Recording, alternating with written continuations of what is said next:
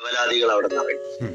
അങ്ങനത്തെ സമയത്ത് 1,80,00,000 കസ്റ്റമറുള്ള ഐറിച്ച് ഓൺലൈൻ ഷോപ്പിൽ എംഡിനെ അറസ്റ്റ് ചെയ്തു, അക്കൗണ്ട് ഫ്രീസ് ചെയ്തു.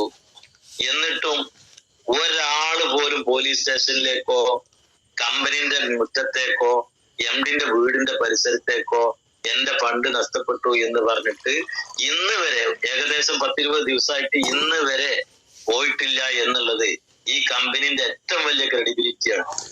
ഈ ഐറിച്ച് ഓൺലൈൻ ഷോപ്പിൽ ഈ സാധാരണ ജനങ്ങളിലേക്ക് പ്രത്യേകിച്ച് 10 വ്യക്തികളെ ജോലിക്ക് വെച്ചിട്ട് അതിനെ മാനേജ് ചെയ്യുന്ന ഒരു ഓഫീസർക്ക് പോലും ആ 10 ആളുകളിലെ 6 ആളുകളും ശത്രുക്കളാവാം. അയാളെ പെരുമാറ്റം ശരിയായില്ല, ഇന്റെ സാറ് എന്നോട് ചെയ്ത രീതി ശരിയല്ല. ഇങ്ങനെ 10 ആളെ മാനേജ് ചെയ്യുന്ന ആളുകൾക്ക് പോലും അവനവന്റെ സ്റ്റാഫുകളിൽ നിന്ന് ശത്രുത ഉണ്ടാവുന്ന ഒരു കാലത്ത് 1,80,00,000 കസ്റ്റമേഴ്സ് ഒരാളിന് പോലും ഒരു മാനസികമായിട്ടോ വാക്കുകൊണ്ടോ ഒരു വാക്കുകൊണ്ടോ നോവിക്കാതെ 2 മാനേജ്മെന്റ് 2 എംഡിനെ സിഒയും ഭാര്യയും ഭർത്താവിനെയും ജനങ്ങൾ ഇത്രയും അധികം ഹൃദയത്തിലേറ്റി കൊണ്ടുപോവാൻ അവർക്ക് പറ്റിയിട്ടുണ്ടെങ്കിൽ അവരുടെ മനസ്സും അവരുടെ നന്മയും അവര് ജനങ്ങളിലേക്ക് കൊടുക്കുന്ന അവരുടേതായ വികാരവും അത് ആൾക്കാർക്ക് ഉൾക്കൊള്ളാൻ പറ്റിയത് കൊണ്ടാണ്. പിന്നെ ഞാൻ ഐറിച്ച് ഓൺലൈൻ ഷോപ്പിയുടെ നമ്മളെ പ്ലാനിനെ കുറിച്ച് പ്രത്യേകിച്ച് പറയേണ്ട കാര്യമില്ല എന്ന് എനിക്ക് തോന്നുന്നു. കാരണം ഇപ്പൊ നമ്മൾ പ്ലാൻ പഠിക്കേണ്ട ശരിക്കുള്ള സമയമൊന്നുമല്ല. എന്നിരുന്നാലും 1-2 യൂട്യൂബേഴ്സ്, ആ യൂട്യൂബേഴ്സിന്റെ പേര് ഞാൻ പറഞ്ഞില്ല, കാരണം അവരെ പേര് പറഞ്ഞിക്കാണ്ട് അവർക്ക് റീച്ച് ഉണ്ടാക്കണല്ലോ ഇഷ്ടമായി. അതുകൊണ്ട് അവരിൽ നിന്നും ഞാനിപ്പോ ഇന്നൊരു വീഡിയോ കണ്ടപ്പോ ഒരുപാട് ചോദ്യങ്ങളെ 5 വീഡിയോ വരെ ചെയ്തിട്ട് ഈ വക ചോദ്യങ്ങൾക്കൊന്നും എനിക്ക് ഉത്തരം കിട്ടിയില്ല എന്ന് പറഞ്ഞിട്ട് എന്റെ അവസാനത്തെ വീഡിയോ ആണ് ഇതെന്നും പറഞ്ഞ ഒരു വീഡിയോ ആണ് ഞാൻ കണ്ടത്. ആ 5 വീഡിയോ ഞാൻ കണ്ടിട്ടില്ല. പക്ഷെ ഈ വീഡിയോയില് ആ ചോദ്യങ്ങൾ ഒന്നും കൂടി പറഞ്ഞതുകൊണ്ട് ആ ചോദ്യങ്ങളൊക്കെ ഞാൻ വല്ല ഇങ്ങനെ നോട്ട് ചെയ്തെടുത്തിട്ടുണ്ട്. നമുക്ക് ചെറിയ രീതിയിലൊരു മറുപടി. ഒരാളെ വെല്ലുവിളിക്കാനോ അവരേക്ക് ശത്രുതാ മനോഭാവത്തിൽ പോവാനോ അവരെ പേര് പറഞ്ഞിട്ട് അവരെ ഇകഴ്ത്തി കാണിക്കാനോ ഞാൻ തയ്യാറല്ല. കാരണം അവര് നമ്മളെ സമൂഹത്തിലുള്ള ഓരോ വ്യക്തികളാണ്. അവർക്ക് നമ്മളിലേക്കുള്ള നമ്മളെ കുറിച്ചുള്ള ചിന്തകളാണ് അവരിൽ നിന്ന് പുറത്തു വരുന്നത്. നമ്മൾ എന്താണെന്ന് അറിയാത്തത് കൊണ്ട് വരുന്ന കുറെ കാര്യങ്ങൾ ഇതിലുണ്ട്. അതുകൊണ്ട് നമ്മൾ തൽക്കാലം ഞാൻ അവര് ചോദിച്ച കുറച്ച് ചോദ്യങ്ങൾക്ക് നമ്മൾ അറിയണ റീപ്ലൈ കൊടുക്കാൻ പോവുകയാണ്. അപ്പോ അത് നമുക്ക് മനസ്സിലാക്കുക, നിങ്ങളും അതൊക്കെ മനസ്സിലാക്കി വെക്കുക. അല്ലാതെ നമ്മളെ പ്ലാനും കാര്യങ്ങളും എല്ലാം ഞാൻ പഠിപ്പിക്കാൻ ഉദ്ദേശിക്കുന്നത് ഐറിച്ച് എന്തായിരുന്നു, ഐറിച്ചിന്റെ ഒരു രൂപ എങ്ങനെയാന്നുള്ളത് പൊതുവെ എല്ലാവർക്കും ഒന്ന് മനസ്സിലാക്കാൻ ആ രീതിയിലേക്ക് പോവല്ലേ നല്ലത്. ഓക്കെ.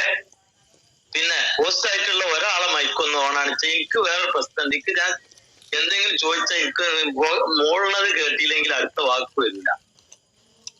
അതുകൊണ്ട് അല്ലെങ്കിൽ ആരോടോ പറഞ്ഞ മാതിരി ആവുമല്ലോ. അപ്പോ പറ്റുകയാണെങ്കിൽ ഒരാള് എന്തെങ്കിലും നിങ്ങൾ കേൾക്കുന്നുണ്ടെന്ന് അറിയാൻ വേണ്ടി മാത്രം. ഓക്കെ. അപ്പൊ ഞാന് ഈ ചോദ്യത്തില് അയക്കൊക്കെ പോകുന്നതിന് മുമ്പേ എല്ലാവർക്കും നമ്മളെ ആദ്യമായിട്ട് ഞാൻ ക്രിസ്തുമസ് ആശംസകൾ നേരാണ്. അതുപോലെ തന്നെ വളരെ മനോഹരമായ ഒരു ന്യൂ ഇയർ നമ്മളെ മുന്നിലേക്ക് വരികയാണ്. ആ ന്യൂ ഇയർ ഐറിച്ച് ഓൺലൈൻ ഷോപ്പിന്റെ മാത്രമായിട്ടാണ് നമ്മൾ കാണാൻ പോകുന്നത്. ഇവിടുന്ന് അങ്ങോട്ട് നമ്മളെ ഒരു സമയം തന്നെയാണ്. കാരണം ഇതുവരെ ഉണ്ടായിരുന്ന ലീഡേഴ്സിൽ പോലും ഉണ്ടായിരുന്ന കൺഫ്യൂഷൻ തീർന്നു എന്നുള്ളതാണ്. നമ്മൾ ഇതിൽ വർക്ക് ചെയ്താല് എന്തെങ്കിലും ഒരു അന്വേഷണം വന്നാ നമ്മളെയും പിടിച്ച് പൊക്കിക്കൊണ്ടുപോവോ ഇല്ലേ? ഇപ്പൊ എല്ലാ മേഖലയിലും ആളുകളും കൂടി ഐറിച്ചിന്റെ ഓഫീസിലും ഐറിച്ചിന്റെ റെക്കോർഡിലും കിടന്ന് പരതി ഇനി വനം വകുപ്പ് മാത്രമേ കയറാനുള്ളൂ. ബാക്കിയുള്ള ഏകദേശം എല്ലാവരും എത്തി. അപ്പോ ഈ വന്ന ആളുകളിൽ നിന്നൊക്കെ നമുക്ക് ഒരുപാട് പഠനങ്ങൾ കിട്ടി, അവരിൽ നിന്ന് കുറെ ഉപദേശങ്ങൾ കിട്ടി. നമ്മൾ ചെയ്യുന്ന രീതികളിൽ അവർക്ക് വലിയ പ്രശ്നങ്ങളൊന്നും കണ്ടെത്താൻ പറ്റിയിട്ടില്ല. അതുകൊണ്ടൊക്കെ തന്നെയല്ലേ ഇത് കോടതിക്കൊക്കെ പോയത്. അപ്പോ നമുക്ക് അതിൽ വന്ന എന്തൊരു സംഗതി, പാലിൽ വെള്ളം ചേർത്തിട്ടുണ്ടെങ്കിൽ ആ വെള്ളത്തിനെയും പാലിനെയും വേർതിരിച്ചുകൊണ്ട് മാറ്റി വെക്കാൻ പറ്റുന്ന ടെക്നോളജിയുള്ള ഈ കാലത്ത് നമ്മളെ സിസ്റ്റത്തിൽ എന്തെങ്കിലും മിസ്റ്റേക്ക് ഉണ്ടെങ്കിൽ ആണ്ട് മാറ്റി വെക്കാന്ന്. അതിനെ മാറ്റാൻ കമ്പനി തയ്യാറാണല്ലോ. GSTയിൽ വന്ന ഫാൾട്ട്, GSTയിൽ ഒരു ഫാൾട്ട് വന്നപ്പോ 51 കോടി അപ്പൊ തന്നെ അടക്കുകയും ബാക്കി വേണമെങ്കിൽ അടക്കാൻ തയ്യാറാവുകയും ചെയ്യാണ് കമ്പനി. ഞങ്ങളത് അടക്കൂലാന്നോ ഇവിടുത്തെ നിയമത്തിന് അനുസരിക്കൂലാന്നോ പറഞ്ഞിട്ട് അതില് വാശി പിടിച്ച് നിൽക്കാൻ നിന്നിട്ടില്ല. അതുപോലെ എന്ത് ന്യൂനത ഉണ്ടെങ്കിലും അത് പരിഹരിക്കാൻ നമ്മളെ കമ്പനി തയ്യാറാ. എംഡിനെ ഞാൻ അവർക്ക് സംസാരിച്ച MD പറഞ്ഞെന്താ, നമ്മൾ അതിന് ഫുൾ ക്ലിയർ ആയിട്ട് മനസ്സിൽ ആ ആത്മവിശ്വാസം ഉള്ളത് കൊണ്ട് നമുക്ക് എന്തിനു പേടിക്കണം സാറേ? 1 കോടി റുപ്യ നമ്മളെ കയ്യിലേക്ക് വരുന്നുണ്ടെങ്കിൽ 98 ലക്ഷം അല്ലെങ്കിൽ 99 ലക്ഷം ആ ജനങ്ങളിലേക്ക് തന്നെ നമ്മൾ കൊടുത്തുകൊണ്ടിരുന്നിട്ട് ഈ കമ്മ്യൂണിറ്റി ഡെവലപ്പ് ആയിക്കൊണ്ടിരിക്കല്ലേ. ഇത്രയും ഫണ്ട് എടുത്തിട്ട് ഒരു റിയൽ എസ്റ്റേറ്റോ മറ്റൊക്കെ വാങ്ങിയിട്ടിട്ടുണ്ടെങ്കിൽ ആ ഭൂമിയായിട്ട് അവിടെ ഇങ്ങനെ കിടന്നിട്ട് കാടും പൊന്തി കിട്ടാന്നല്ലാതെ നമ്മുടെ സമൂഹത്തില് നമ്മളെ ആവശ്യങ്ങൾക്ക് ഫണ്ട് ഉണ്ടാവോ? കോടികൾ മുതലുള്ള ഒരാൾക്ക് മരുന്ന് വാങ്ങാൻ 500 റുപ്യ വേണമെങ്കിൽ ഇതിന്റെ കോടികൾ മുതൽ അറിഞ്ഞാണ്ട് ഒരു തെങ്ങിന്റെ തോട്ടുന്ന ഒരു ലേശം മണ്ണെടുത്ത് വെക്കാൻ പറ്റുമോ? പൈസക്ക് പൈസ തന്നെ വേണം. അവനവർക്ക് ഭൂമി ഉണ്ടായിട്ട് അവനവർക്ക് സ്വത്തുക്കൾ ഉണ്ടായിട്ട് സാമ്പത്തിക പ്രയാസം അനുഭവിക്കുന്ന എത്ര ആളുകളുണ്ട്? അങ്ങനത്തെ സ്ഥലത്താണ് ഹൈറിച്ച് ഓൺലൈൻ ഷോപ്പി ജനങ്ങളിലേക്ക് കൂടുതൽ ഫണ്ട് അവർക്ക് കിട്ടിയതും അവരിൽ നിന്നും കിട്ടുന്നത് അങ്ങോട്ട് തന്നെ കൊടുത്തിട്ട് കമ്പനിന്റെ പ്രോഫിറ്റ് വളരെ ആ കമ്പനി കൊണ്ട് നടന്നു പോവാം. കാരണം അദ്ദേഹം ഇത്രയും വലിയ എമൗണ്ടുകൾ വന്ന് ഒരു കമ്പനി ആയിട്ട് പോലും സ്വന്തമായിട്ട് നിൽക്കാനുള്ള ആ ഒരു വീടും ആ ഒരു സ്ഥലം അല്ലാതെ വലിയ സ്വത്തുക്കൾ ഉണ്ടാക്കാൻ ശ്രമിച്ചില്ല എന്നുള്ളത് തന്നെ അതിന്റെ വലിയ ഉദാഹരണമാണ്. നമുക്ക് അതിൽ നിന്ന് കിട്ടണേ. കാരണം എന്നോട് ഒരിക്കൽ പറഞ്ഞതാ, ഈ കോടികൾ ഞാൻ എടുത്തു വെച്ചു, എനിക്ക് എന്താണ് മരിക്കുന്നത് വരെ വണ്ടി, വീട്, സ്വന്തം സുഖമുള്ള ഒരു ജീവിതം. ഇതിന്റെ അപ്പുറം ഈ കോടികൾ അപ്പുറം വന്നാലും പറ്റൂല്ലോ. അപ്പോ നമ്മൾ എങ്ങനെ ജീവിക്കണം, അതിലേറെ നല്ല രീതിയിൽ നമ്മളെ കൂടെ നിൽക്കുന്ന ആളുകൾ ജീവിക്കണം. ആ ഒരു സിസ്റ്റം അല്ലേ നമുക്ക് നല്ലത് എന്നാ. അപ്പോ ആ ഒരു രീതിയിൽ നമ്മളെ കമ്പനി എല്ലാം കൊണ്ടും ഇപ്പോഴത്തെ വിഷയങ്ങളെ നേരിട്ടിട്ടുണ്ട്. നമുക്ക് അതിനനുകൂലമായ നിലപാടും നടപടികളൊക്കെ നമുക്ക് കിട്ടിയിട്ടുണ്ട്. പല ആളുകളും പല രീതിയിലും അത് പറയും.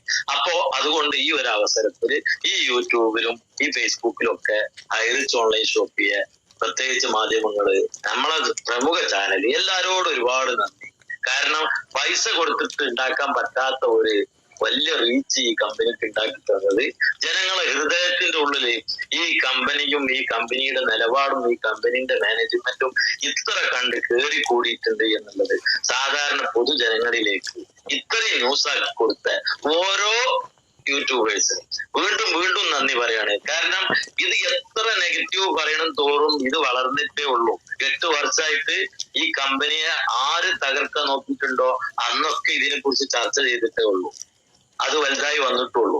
അതുകൊണ്ട് ഹൈറിച്ചിന്റെ കൺസെപ്റ്റ് അങ്ങനത്തതാണ്. ഇത് ഒരാൾക്ക് തകർക്കാൻ പറ്റുന്ന ഒരു കൺസെപ്റ്റ് അല്ല. അത് ലോകത്ത് ഏതെങ്കിലും ഒരു രാജ്യത്തുള്ള ഒരു കോണി റൂമിൽ ഇരുന്നിക്കാണ്ട് ഈ കമ്മ്യൂണിറ്റിനെ കൊണ്ടുപോകാൻ പറ്റുന്ന ഒരു സിസ്റ്റം അല്ലേ നമ്മളെ കയ്യിലുള്ളത്. പിന്നെ ആരൊക്കെ പേടിപ്പിച്ചിട്ടെന്താ കാര്യം? നമ്മളെ നാട്ടിൽ നിൽക്കുമ്പോൾ നമ്മൾ നാട്ടിലത്തെ നിയമങ്ങൾ പാലിക്കണം എന്നുള്ളത് ശരിയാണ്. അതിന് വേണ്ട രീതിയിൽ നമ്മൾ അതിന്റെ എല്ലാ കാര്യങ്ങളും ചെയ്തു പോകുന്നുണ്ട്. പിന്നെ മറ്റുള്ള ആളുകൾക്ക് ഈ ഹൈറിച്ച് ഓൺലൈൻ ഷോപ്പിൽ വന്ന ആളുകളല്ലാത്ത പുറത്തു നിന്ന് നമ്മളങ്ങനെ കാണുന്ന ആൾക്കാർക്കൊക്കെ വലിയൊരു വിഷമാണ് നമ്മളെ കാര്യം. നമ്മളെ ഫണ്ട് പോകൂലേ, അതിപ്പോ കിട്ടാത്ത എന്താ കാട്ടുക? ഓല പൈസക്കൊന്നും പറ്റിയിട്ടില്ല കേട്ടാ. എന്നാലും നമ്മളെ കാര്യത്തിൽ ഓല ഒരു ടെൻഷൻ. അത് ആലോചിക്കുമ്പോഴാണ് ഇവരോടൊക്കെ നമുക്ക് വല്ലാത്ത ഒരു സ്നേഹം. കാരണം നമ്മൾ ഇതിൽ പെട്ടില്ലേ, ഇനി എങ്ങനെ ഇപ്പൊ അവര് പൈസ മേടിച്ചു കൊടുക്കുക? ഒരു സ്വീപ്പായല്ലോ എന്ന് പറഞ്ഞിട്ട് കുറെ ആളുകള് നിലയും വിളിയും വിളിക്കണ്, അവര് കോടതിയിൽ പോണ്, അവിടെ കേസ് കൊടുക്കണ്, ഇവിടെ കേസ് കൊടുക്കണ്. എന്തിന്? നമ്മളൊക്കെ പൈസ കിട്ട് മേടിച്ചു തരാൻ എന്തേലും വഴി ഉണ്ടാ എന്നുള്ള. അപ്പൊ നമുക്ക് ചോദിക്കാനും പറയാനും ആളുണ്ട് എന്നുള്ളത് തന്നെ നമ്മളൊരു വലിയ ധൈര്യല്ലേ. എന്തെങ്കിലും ഒന്നും പറയാൻ നമ്മളെ കൊണ്ട് കാട്ടാൻ ആർക്കും പറ്റൂല. അപ്പോ ഈ ചോദ്യങ്ങളിൽ ഞാനേ ഈ വ്യക്തി ചോദിച്ച കുറച്ച് ചോദ്യങ്ങളിൽ ഒന്നാമത് വെച്ച് 1,80,00,000 കസ്റ്റമേഴ്സ് ഉള്ള കമ്പനി എല്ലാവരിലേക്കും ലാഭം കൊടുക്കണം. അത് കൊടുക്കാൻ പറ്റിയ എന്ത് ബിസിനസ്സാണ് ഇവർ നടത്തുന്നത്? അവിടെ തന്നെ ആദ്യത്തെ ഉത്തരം 1,80,00,000 കസ്റ്റമേഴ്സിന്റെ എല്ലാവർക്കും ലാഭം കൊടുക്കുന്നുണ്ട് എന്ന് കമ്പനി പറഞ്ഞില്ല. അതിൽ കമ്പനി പറഞ്ഞതുപോലെ പർച്ചേസ് ചെയ്തവര്, നമ്മൾ പരിചയപ്പെടുത്തിയ ആൾക്കാർ എന്തെങ്കിലും സാധനം വാങ്ങിയിട്ടുണ്ടെങ്കിൽ, നമ്മൾ പുതിയ ആളുകളെ പരിചയപ്പെടുത്തിയിട്ടുണ്ടെങ്കിൽ അതിനൊക്കെ അതിൽ വരുമാനമുണ്ട്. അല്ലാതെ ഒരാൾ ഒരു മെമ്പർ ആയിട്ട് ഇവിടെ പെരിയിലിരുന്ന് എനിക്കൊന്നും കിട്ടിയില്ലോ എന്ന് പറഞ്ഞാൽ ആ 1,80,00,000 പെട്ടവനാണ് ആ പെരിയിലിരുന്ന അവൻ. വർക്ക് ചെയ്യണവർക്ക് അവർക്ക് വർക്ക് ചെയ്യാണ്ട് ഇതിൽ കുറെ പണിയൊക്കെ ഉണ്ട് പൊന്നാൻ ചെയ്യുന്നത്. അല്ലാതെ ഇത് വെറുതെ കുറെ പൈസ കമ്പനി തന്നു എന്നൊന്നുമല്ല ഇവിടെ ആരും പറയണത്. അവർക്കൊക്കെ അതിനെ ഏൽപ്പിച്ച കുറെ പണികളുണ്ട്. ആ പണികളൊക്കെ ചെയ്ത ആളുകൾക്ക് ഫണ്ട് കിട്ടിയിട്ടുണ്ട്. അപ്പോ 1,80,00,000 ഐഡികളാണ്. ആ എല്ലാ ഐഡികളിലേക്കും കമ്പനി പ്രോഫിറ്റ് കൊടുക്കണില്ല, കൊടുക്കുമെന്ന് കമ്പനി എവിടെയും പറഞ്ഞിട്ടില്ല. ഓക്കെ, ആ ഭാഗം അത്. രണ്ടാമത്തത്, എന്ത് ബിസിനസ് ആണ് ഉള്ളത്? ലോകത്ത് ഏറ്റവും കൂടുതൽ വരുമാനം വാങ്ങുന്ന ഫ്ലിപ്കാർട്ട്, ആമസോൺ പോലുള്ള ഒരു പ്ലാറ്റ്ഫോം ഉള്ള നമ്മളോടാണ് ചോദിക്കുന്നത്, നിങ്ങൾക്ക് എന്തെത്താ പണി? അതൊന്ന് ആലോചിച്ച് നോക്കുകയാണ്. എന്താ പിന്നെ ഇവരോട് നമ്മൾ മറുപടി പറയാം? ഇവരെ ബോധി നമ്മളെ ഈ ഓൺലൈൻ സ്റ്റോറുകളെ പിന്നെ പിൻകോഡുകളിലുള്ള ഈ ചെറിയ കടകളിൽ നിന്ന് ആ പർച്ചേസ് മാത്രമാണ് ഐറിച്ചിന്റെ ലാഭം. അതിന് ഇവിടെ ഒന്നുള്ള പർച്ചേസ് നടന്നിട്ടില്ല. ആമസോൺ വർഷങ്ങളോളം നഷ്ടത്തിലൂടെ കമ്പനിയാണ്. അത് വിജയിപ്പിക്കാൻ പറ്റുമെന്ന അയാളുടെ കോൺഫിഡൻസ് വിജയിച്ചതാ. ഇന്നിപ്പോ ഓരോ വർഷത്തെ ടേൺ ഓവർ എത്ര അറിയോ? 500 ചില്ലാൻ കോടി ബില്യൺ ഡോളർ. അതൊന്ന് കാൽക്കുലേറ്റർ അടിച്ചപ്പോഴാക്കി ധൈര്യണ്ട. ആ കണക്ക് നിങ്ങൾ കാൽക്കുലേറ്റർ അടിച്ചിട്ടുണ്ടെങ്കിൽ ഒരു കണക്കുമല്ല ഉത്തരമായിട്ട് വരുന്നത് ET-നോ എന്തോ 2 ഇംഗ്ലീഷ് അക്ഷര വരുന്നത്. ഞാൻ അടിച്ചു നോക്കുമ്പോ നമ്മളെ കാൽക്കുലേറ്റർ കൊള്ളാത്ത പ്രോഫിറ്റ് വാങ്ങണ ആമസോണിന്റെ അതേ സിസ്റ്റമുള്ള ഐറിച്ച് ഓൺലൈൻ ഷോപ്പിനോട് നിങ്ങൾക്ക് എന്താണ് പണി നോക്കുക? ആരാണ് അവിടെ? കാരണം ഈ ഒരു ടെക്നോളജി അല്ലെങ്കിൽ ഈ ഒരു സിസ്റ്റം ഇന്ന് വേൾഡിൽ എവിടെ? അമേരിക്കയിലുള്ള ഈ ആമസോണില് നമ്മൾ ഇവിടുന്ന് വിൽക്കുന്ന സാധനം അമേരിക്കക്കല്ല വിൽക്കുന്നത്. നമ്മളൊരു പ്രൊഡക്റ്റ് ഷൂസ് പർച്ചേസ് ചെയ്യുന്നുണ്ടെങ്കിൽ ബാംഗ്ലൂരുള്ള ആള്, കോഴിക്കോടുള്ള ആള് കയറ്റി വെച്ച ഷൂസാണ് മലപ്പുറമുള്ള ഞാൻ പർച്ചേസ് ചെയ്യണത്. ഇതിന്റെ കമ്പനിന്റെ സിസ്റ്റവും അതിന്റെ നിയന്ത്രണവും അമേരിക്കയിലായിക്കോട്ടെ.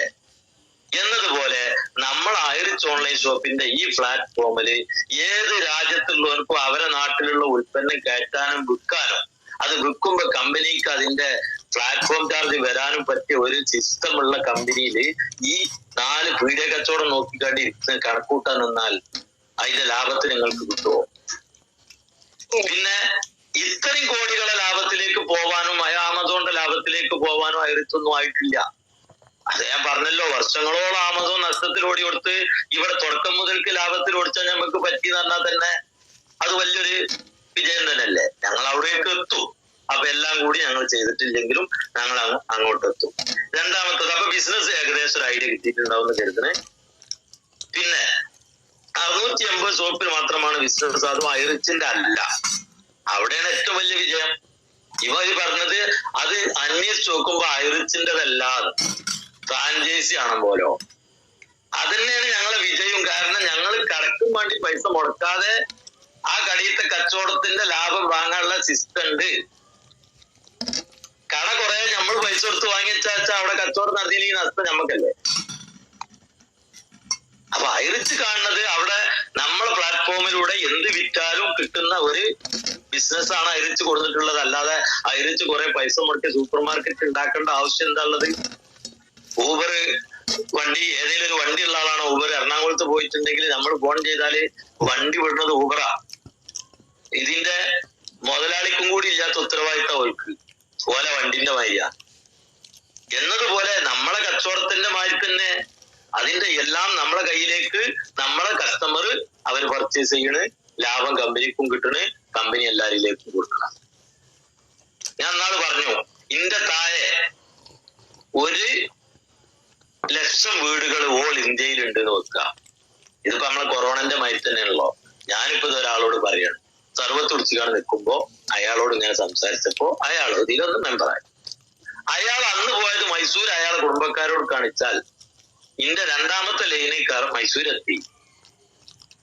മൂന്നാമത്തെ ആൾ അവിടുത്തെ തമിഴ്നാട്ടിലേക്ക് ബിസിനസ് ആയിട്ട് പോയപ്പോ അവിടെ പരിചയപ്പെടുത്തിയപ്പോ അവിടെ എത്തി. ഇങ്ങനെ കർണാടകയിൽ ഒരാൾ പല്ല് വെച്ചാലും തമിഴ്നാട്ടിൽ ഒരാൾ കുളിച്ചാലും നമ്മളെ പോക്കറ്റിക്ക് പൈസ വരുന്ന ഈ സിസ്റ്റത്തിന് ഇതിലേറെ ബെനിഫിറ്റ് ഉണ്ടാക്കാൻ പറ്റൂല എന്ന് ആരെ പറഞ്ഞു? അപ്പോ ഇതിന്റെ താഴെ വന്ന ഇത്രയും ടീമുകളിൽ 1,00,000 വീടെങ്കിലും ഓൾ ഇന്ത്യയിൽ ഉണ്ട് എന്ന് വെക്കുക. അവിടെ ഒക്കെ അവരവരെ വീട്ടിലുള്ള സാധനങ്ങളും ഓൺലൈനിൽ കൂടിയുള്ള മറ്റു പർച്ചേസും. കാരണം നമുക്ക് വെറും അരിയും പഞ്ചാരിയാണെന്ന് വിചാരിക്കുന്ന കുറച്ച് ആൾക്കാരുണ്ട്. കാരണം പഞ്ചാര വിറ്റ എത്ര കിട്ടുക, ഞങ്ങൾക്ക് ഒരുപാട് പ്രോഫിറ്റ് ഉള്ള ഉൽപ്പന്നങ്ങളുണ്ട്. അതൊക്കെ വാങ്ങും അവരെ വീട്ടിക്ക്. അത് എത്ര ലാഭം എനിക്ക് വന്നോട്ടെ, പക്ഷെ 1 രൂപ ഒരു മാസത്തില് ഒരു പെരിയ നിക്ക് കിട്ടിയാൽ ഇന്റെ താഴെയുള്ള 1 ലക്ഷത്തോളം വീടുന്ന് ആ ഓരോ രൂപ കിട്ടിയാൽ ഇന്റെ മാസ വരുമാനം എത്ര? 1 ലക്ഷം രൂപ. ഇത് അയറിച്ച് എനിക്ക് 1 ലക്ഷം റുപ്യ അക്കൗണ്ടിൽ കിട്ടുന്നതല്ല. ഞാൻ പരിചയപ്പെട്ട വ്യക്തിന്റെ കീഴിൽ വന്ന ആളുകൾ അവരെ വീട്ടിൽ ഉൽപ്പന്നം വാങ്ങിയപ്പോ കമ്പനിക്ക് കിട്ടിയ ബെനിഫിറ്റിന്റെ 1 റുപ്യ വെച്ച് എനിക്ക് തന്നപ്പോ അത് പലതുള്ളി പെരുവെള്ളം പോലെ എനിക്ക് 1 ലക്ഷം റുപ്യ വരുമാനമായി. അവരടുത്ത മാസം പർച്ചേസ് ചെയ്യും, അവര് മരിക്കോളം പർച്ചേസ് ചെയ്യും, ഓര് മരിച്ചു കഴിഞ്ഞാൽ അവരെ മക്കൾ പർച്ചേസ് ചെയ്യും, അവരെ പേരക്കുട്ടികൾ പർച്ചേസ് ചെയ്യും. അപ്പോ എന്റെ ഈ ടീം ഡെവലപ്പ് ആയാൽ എനിക്ക് ഈ വരുമാനം കിട്ടും. അതാർക്കും നഷ്ടമുള്ളൊരു സംഭവമല്ല. 1 ലക്ഷം രൂപ മാസം വരുമാനം കിട്ടണമെങ്കിൽ സാധാരണ ഒരു ജോലിയില് വിദ്യാഭ്യാസ യോഗ്യത എത്ര വേണം? എത്ര രൂപ കെട്ടിവെക്കണം? അങ്ങനത്തോടത്ത് 800 രൂപ വെച്ച് വന്നിട്ട് ഇന്ന് അത്യാവശ്യം വരുമാനം വാങ്ങാനൊക്കെ 10ാം ക്ലാസ്സിൽ 2 വട്ടം തോറ്റ എനിക്ക് പറ്റുന്നുണ്ടെങ്കിൽ പിന്നെ ഇതിലെന്ത് വിദ്യാഭ്യാസ യോഗ്യതയുള്ളത്? നമ്മളെ കാര്യങ്ങള് നമ്മൾ പഠിച്ചത് മറ്റുള്ളവരിലേക്ക് പറഞ്ഞു കൊടുക്കാൻ പറ്റുക, ഇത്രയേ ഉള്ളൂ. അപ്പൊ അതുകൊണ്ട് ഈ കാര്യത്തില് ആരും ടെൻഷൻ ആവണ്ട. കമ്പനിന്റെ പ്രോഫിറ്റിന്റെ കാര്യത്തില് ആരും ഇതാവണ്ട. പിന്നെ OTTയില് എങ്ങനെ ഇവർക്ക് ലാഭം കൊടുക്കാൻ പറ്റുക? OTTയില് ഏറിപ്പോയാൽ ഒരു മാസം ഒരാൾക്ക് 1 റുപ്യ 2 റുപ്യ കൊടുക്കാം. ഇവര് പറഞ്ഞതാണ്. ഞാൻ പറയട്ടെ, എത്രയാണ് നെറ്റ്ഫ്ലിക്സ്, ആമസോൺ പ്രൈം പോലുള്ള എല്ലാത്തിലും 500 കോടി 1000 കോടി 100 കോടിയൊക്കെ സബ്സ്ക്രിപ്ഷനാണ്. നമ്മളിതിൽ കുറച്ചുള്ളൂ, നമ്മളിപ്പോ തുടങ്ങല്ലേ. അപ്പോ 1300 രൂപ ഐറിച്ചിന്റെ സ്വന്തം OTT ഒരു വർഷം വീട്ടിലിരുന്നിട്ട് ഫിലിം കാണാനും ന്യൂസ് കേൾക്കാനും ഒരാള് 1300 റുപ്യ ചെലവാക്കിയാൽ ആ 300 രൂപയിൽ നിന്നും കമ്പനി അത് പ്രൊമോട്ട് ചെയ്യുന്ന ആളുകളിലേക്ക് വെച്ചിട്ട് കൊടുത്താൽ 1000 രൂപ കമ്പനിന്റെ സ്വന്തം മുതലാണ്. ഒരാൾക്കും ഇതിൽ അവകാശമില്ല. കാരണം കമ്പനിന്റെ സ്വന്തം പ്ലാറ്റ്ഫോം ഒരു വർഷം യൂസ് ചെയ്യാന് 1300 റുപ്യ വേണമെന്ന് പറയുന്ന കമ്പനിന്റെ സ്വന്തം പൈസയാണത്. 1 കോടി സബ്സ്ക്രിപ്ഷൻ വന്നാൽ 1000 കോടി കമ്പനിന്റെ ലാഭം. ആർക്കെങ്കിലും തിരിച്ചു കൊടുക്കണോ? ആർക്കെങ്കിലും അതിന് ലാഭം കൊടുക്കണോ? ഒന്നും വേണ്ട. അപ്പോ ഓൺലൈനിൽ ബിസിനസ് ഇല്ലെങ്കിൽ സിനിമ ഉണ്ടാക്കാൻ മതി, അല്ലെങ്കിൽ കോമഡി കേട്ടാൽ മതി. അതില്ല, അതുമില്ല, ഇതുമില്ല എന്നുണ്ടെങ്കിൽ ക്രിപ്റ്റോ ഉണ്ട്. അങ്ങനെ ഏറ്റവും കൂടുതൽ ബെനിഫിറ്റ് വാങ്ങാൻ പറ്റുന്ന 3-4 പ്രൊജക്ടുകൾ, അതേപോലെ സിനിമ മേഖലയിൽ സിനിമ പിന്നെ പ്രൊഡ്യൂസർ ആയിട്ടുള്ള രീതിയിൽ നമുക്ക് അതിന്റെ സംഭവം വരും. ഇതെല്ലാം പണം ഉണ്ടാക്കാൻ പറ്റുന്ന സിസ്റ്റങ്ങളാണ്. പിന്നെ അതിലേക്കും ഒരുപാട് പണം ഇവർ പുറത്തുനിന്ന് തിരിച്ചിട്ടുണ്ട് എന്നുള്ളതാണ് ഒരാശയം. എന്നാൽ നിങ്ങൾ കേട്ടോളി. ഓക്കെ, പിന്നെ അതായത് ഐറിച്ച് ഓൺലൈൻ ഷോപ്പിൽ ഒരു കമ്മ്യൂണിറ്റിയാണ്. ഞങ്ങളൊരു കുടുംബമാണ്. ഇതിൽ നിന്ന് ഞാൻ എന്റെ കൂടെ ഉള്ളവർക്ക് പൈസ കൊടുക്കും, ഒരു ഹെൽപ്പ് എനിക്ക് പൈസ തരും എന്നതുപോലെ ഐറിച്ചിൽ OTT എന്ന് പറഞ്ഞ ഒരു പദ്ധതി വന്നപ്പോ അതിലേക്ക് നമ്മൾ കുറച്ച് പൈസ കൊടുത്താൽ നമുക്കും അതിന്റെ ഒരു ബെനിഫിറ്റ് കിട്ടും എന്നുള്ള ആ കമ്പനിന്റെ ആശയം മനസ്സിലാക്കിയപ്പോ ഈ കമ്മ്യൂണിറ്റിയിലുള്ള ആളുകൾ ഇതിൽ നിന്ന് കിട്ടിയ പൈസ ഒക്കെ കൂടിയിട്ട് തന്നെ OTTയിലും സഹകരിച്ചു എന്നല്ലാതെ കുറെ നാട്ടുകാര് ഞങ്ങളിവിടെ നടന്ന ആരെങ്കിലും OTTക്ക് പൈസ വെച്ചിട്ടുണ്ടാകും. അതൊക്കെ ഈ മെമ്പർമാരെ തന്നെ ആയിരുന്നു. അവർക്കൊക്കെ ഇതിൽ നിന്ന് കിട്ടിയ പൈസനെ ഈ പ്രൊജക്റ്റിലേക്ക് തന്നെ റീഇൻവെസ്റ്റ് ചെയ്യുക എന്നാണ് അതിന് പറയാം. ബിസിനസ് അറിയണവർക്കറിയും. പൈസ വാങ്ങിയിട്ട് വേറൊരു സ്ഥലത്തേക്ക് പോയിട്ട് മറ്റു ബിസിനസ്സിൽ കൊണ്ടിടാതെ ഈ കമ്പനിന്റെ മറ്റു പ്രൊജക്ടുകളിലേക്ക് റീഇൻവെസ്റ്റ്മെന്റ് ചെയ്യുന്നതോടുകൂടി ആ കമ്പനിന്റെ സ്ട്രെങ്ത് കൂടും എന്നുള്ളതിന് ഒരു സംശയമില്ല. ഞങ്ങളതായ കമ്മ്യൂണിറ്റിക്ക് റീഇൻവെസ്റ്റ്മെന്റ് ചെയ്തു. ഇനി ഐറിച്ചിൽ ഇനി ഇവിടുന്ന് അങ്ങോട്ടൊക്കെ എന്ത് പ്രൊജക്ട് ഉണ്ടെങ്കിലും അത് ഈ മെമ്പേഴ്സിനെ ഉണ്ടാവുള്ളൂ. അല്ലാതെ പുറത്തുനിന്ന് കയറി വന്നവർക്കൊന്നും ഈ ആദ്യ പ്രൊജക്ടുകൾ കൊടുക്കൂല. അതിനൊരു പരിധി വെച്ചിട്ട് കമ്പനി വാങ്ങി അത് നിർത്തും ചെയ്തല്ലോ, അല്ലെങ്കിൽ എന്നും വാങ്ങിക്കൂടെ. അപ്പൊ അതിനൊരു സമയം വെച്ചിട്ടുണ്ട്. അപ്പൊ ആ കാര്യങ്ങൾ മനസ്സിലാക്കുക. പിന്നെ ഞാൻ പറഞ്ഞ പ്രോഫിറ്റ് 1 കോടി സബ്സ്ക്രിപ്ഷൻ വന്നാൽ 1000 രൂപ ലാഭമാണെങ്കിൽ 1000 കോടി കമ്പനിക്ക് ലാഭം ഉണ്ടെങ്കിൽ ആർക്കും കൊടുക്കണ്ട, തിരിച്ചു കൊടുക്കണ്ട, പ്രോഫിറ്റ് കൊടുക്കണ്ട. അടുത്ത വർഷം വരുമ്പോ വീണ്ടും സബ്സ്ക്രൈബർമാർ കൂടും തോറും കമ്പനിന്റെ OTTന്റെ മൂല്യം കൂടുകയാണ്, അല്ലാതെ തേയ്മാനം സംഭവിക്കല്ല. സബ്സ്ക്രിപ്ഷൻ കൂടും തോറും അതിന്റെ മൂല്യം അതിന്റെ ബെനിഫിറ്റും വളരെയാണ്. അപ്പൊ നമ്മൾ പുതിയതായിട്ടുള്ള 1000 കോടി നമുക്ക് പ്രോഫിറ്റ് ആവാം. കഴിഞ്ഞ വർഷം എടുത്ത ആളുകൾ പകുതി ആള് റീചാർജ് ചെയ്താലും വീണ്ടും വന്നില്ല അതേ എമൗണ്ട്. അത് അങ്ങനെ റൊട്ടേറ്റ് ചെയ്ത് പോയാൽ എവിടെ എത്തും? ഓക്കെ, ഇനി ആ വിഷയം എങ്ങനെ ചെയ്യും? ഇനി OTT എങ്ങനെ കൊടുക്കാൻ പറ്റും? അതിലേക്ക് ഒരുപാട് കൊണ്ട് ആ വിഷയം. പിന്നെ 10,000 രൂപ അടച്ചവർക്ക് ആഴ്ചയിൽ എങ്ങനെ ലാഭം? ഇതിലേക്ക് വരുന്നതിന് മുന്നേ ഞാൻ തലക്കന്ന് നമ്മളെ ഓരോരുത്തർക്കും ഐറിച്ച് ഓൺലൈൻ ഷോപ്പിൽ എങ്ങനെയാണ് ഈ 10,000 രൂപ വർക്കൗട്ട് ചെയ്യുന്നത് എന്ന് അറിയാത്ത നമ്മളെ മെമ്പേഴ്സും ഈ കാര്യങ്ങൾ പഠിച്ചു വെക്കുക. മണി പിന്നെടുത്ത് എഴുതി വെച്ചോ, ഒരാൾ ചോദിക്കുമ്പോ പറഞ്ഞു നോക്കാൻ. അതായത് 10,000 രൂപക്ക് പർച്ചേസ് ചെയ്യാൻ തയ്യാറുള്ള ഒരാളെ അബ്ബാസ് സാറ് നമ്മളെ കമ്പനിക്ക് പരിചയപ്പെടുത്തുക. ആ വ്യക്തി 10,000 രൂപ അബ്ബാസ് സാറിന് കൊടുക്കണില്ല, ഐറിച്ച് ഓൺലൈൻ ഷോപ്പിന്റെ അക്കൗണ്ടിലേക്ക് ഇടണം.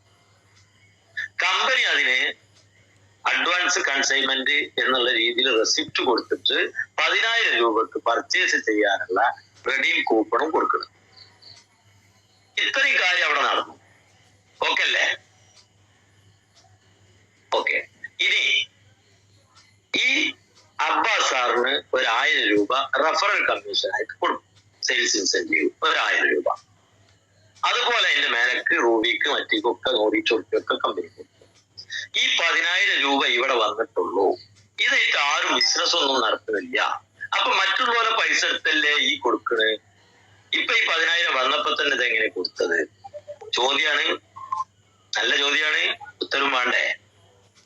അതായത് ഐറിച്ച് ഓൺലൈൻ ഷോപ്പിൽ ഒരു കാരണവശാലും 10,000 രൂപ ഡെപ്പോസിറ്റ് ആയിട്ട് സ്വീകരിച്ചിട്ടില്ല. ഒരാൾക്കും ആ 10,000 തിരിച്ചു കൊടുക്കാന്ന് പറഞ്ഞിട്ടില്ല. പിന്നെ 1 ലക്ഷം രൂപക്കും 2 ലക്ഷം രൂപക്കും ഒക്കെ ഉള്ള ആളുകൾ ചിലപ്പോൾ ഉണ്ടാവാം. അവരും 1 ലക്ഷമായിട്ട് ഡിജിറ്റല് കൂപ്പൺ പർച്ചേസ് ചെയ്തിട്ടില്ല. 10,000ന്റെ 10 ആക്കിയിട്ട് എടുത്തിട്ടുണ്ടാവും. ഐറിച്ചിനെ സംബന്ധിച്ചിടത്തോളം ഇവ എനിക്ക് ഒന്നേ തരുള്ളൂ എന്ന് പറയാൻ പറ്റുമോ? പർച്ചേസ് കൂപ്പൺ എനിക്ക് 10 വേണമെന്ന് ഒരാൾ പറയുമ്പോ ഈ കൂപ്പൺ ഒന്നേ തരുള്ളൂ എന്ന് പറയാൻ പറ്റുമോ? അപ്പൊ അങ്ങനെ 10 എടുത്ത വ്യക്തിയാണെങ്കിൽ അവർക്ക് ആ 10 കൂപ്പണിന്റെ പൈസയും പ്രൊഡക്റ്റ് പർച്ചേസ് ചെയ്യാനേ പറ്റുള്ളൂ. റെഡീം ചെയ്തെടുക്കാം. അവർക്ക് ഒരിക്കലും കമ്പനി എന്ത് ചെയ്യണില്ല, ഇത് റീഫണ്ട് ആണെന്ന് പറഞ്ഞിട്ടില്ല.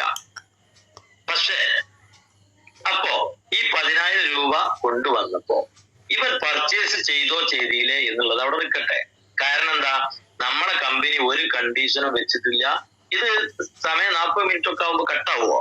സമയം വൈകിപ്പോണ്ട എന്ന് വ്യക്തമാക്കി പറഞ്ഞോണ്ടാണ് ടൈം പിടിക്കണേ. പറയണം.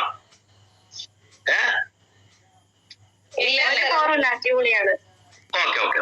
അപ്പോ ഈ 10,000 രൂപക്ക് ഈ ആൾക്ക് പർച്ചേസ് കൂപ്പൺ കൊടുത്തപ്പോ കമ്പനി അവിടെ നിങ്ങൾ ഞങ്ങൾക്ക് ലാഭമുള്ള കുറച്ച് ഐറ്റം അത് എടുക്കണമെന്നോ, ഞങ്ങൾക്ക് ഇന്ന ഡേറ്റിൽ കുറച്ച് സാധനം വിറ്റ് തീർക്കാണ്ട് അതിന് എടുത്തോളിന്നോ, ഇന്ന ദിവസത്തിന്റെ ഉള്ളിൽ തീർക്കണമെന്നോ ഒരു കണ്ടീഷനും ഈ വ്യക്തികളോട് പറഞ്ഞിട്ടില്ല. പർച്ചേസ് ചെയ്യാനുള്ളത് അവരാണ്, വാങ്ങേണ്ട സാധനങ്ങൾ അവർക്കാണ്. അത് അവരെ ഇഷ്ടാനുസരണം ചെയ്യാൻ കമ്പനി വിട്ടുകൊടുത്തു. കമ്പനിക്ക് ഇവിടെ 3% മുതൽ 60% വരെയും പ്രോഫിറ്റ് ഉള്ള ഉൽപ്പന്നങ്ങൾ ഈ ഇ കൊമേഴ്സിലുണ്ട്. പഞ്ചാര വിൽക്കുമ്പോ കിട്ടുന്ന ലാഭമല്ലല്ലോ TV വിൽക്കുമ്പോ, ഫ്രിഡ്ജ് വിൽക്കുമ്പോ, AC വിൽക്കുമ്പോ. അപ്പോ ആ പ്രോഫിറ്റുകൾ കമ്പനിക്ക് ഉണ്ടല്ലോ. ഈ 10,000 റുപ്യന്റെ ആൾക്ക് റിട്ടേൺ ഔട്ട് കൊടുക്കൂല, പർച്ചേസ് ചെയ്യൽ നിർബന്ധമാണല്ലോ. അപ്പൊ ആ ആള് ഈ കാറ്റഗറിയിൽ നിന്ന് എന്തെടുത്താലും ഒരു 35% കമ്പനിക്ക് ഒരു മാർജിൻ ഉണ്ടാവും. ആ കാര്യം ഉറപ്പല്ലേ? ഈ വ്യക്തി എപ്പ പർച്ചേസ് ചെയ്താലും ഈ 35% പ്രോഫിറ്റ് കമ്പനിക്ക് ഉണ്ട്. കമ്പനി എന്ത് ചെയ്യുന്നത്, ഈ റെഡീം കൂപ്പൺ കൊടുത്തതോട് കൂടി കമ്പനിക്ക് ഉറപ്പായി ഈ കാശ് നമുക്കായി, ഇത് ഓൻ പർച്ചേസ് ചെയ്തോളും. 35% ബെനിഫിറ്റ് കിട്ടുന്ന കമ്പനിക്ക് ഉറപ്പായി. കാരണം പർച്ചേസ് ചെയ്യൽ നിർബന്ധമല്ലേ? ഓക്കെ. അപ്പൊ ഈ 35% മാർജിനിൽ നിന്നും 1,000 റുപ്യ കൊടുത്ത് ഇത് കൊടുക്കുന്നവർക്ക് കൊടുക്കും.